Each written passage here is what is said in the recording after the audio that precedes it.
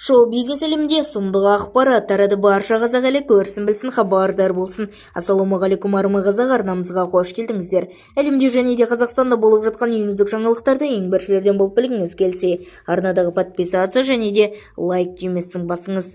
Қатты мұқтажбыз. Тұрсынбектің балалары солқылдап жылап қалды. Қатты мұқтажбыз. Тұрсынбектің балалары солқылдап жылап қалды. Танымал әзілкеш Тұрсынбек Қабатовтың экс әйелі Мөлдір Мұқан өзінің желідегі парақшасына жан тебіретерлік видео жариялады деп хабарлайды өзгеріс.инфо. Видеода балалар анасына өз қолдауларын білдіріп жылап қалғандары байқалады. Қазір бір-бірімізге қатты мұқтажбыз. Жылы сөзімізбенен, махаббатымызбенен бір-бірімізді емдеп жүрміз.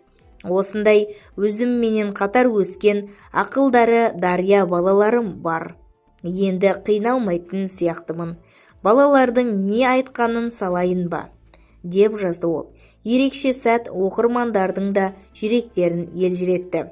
Оларда шынайы эмоция, өтірік жылай алмайды ғой жандарым. Жүректеріне анасы ойлаған.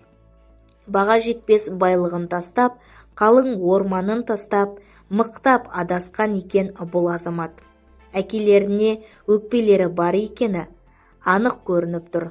Жаным үлкен ұл солқылдап жылап отыр. Сіз нағыз мықты анасыз.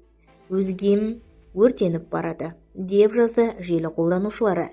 Бізді тамашалауды жалғастырыңыздар, және де осыған ұқсас сізге де ақпараттар сіз үшін қызықты болса, арнадағы подписация және де лайк түймесін басыңыз.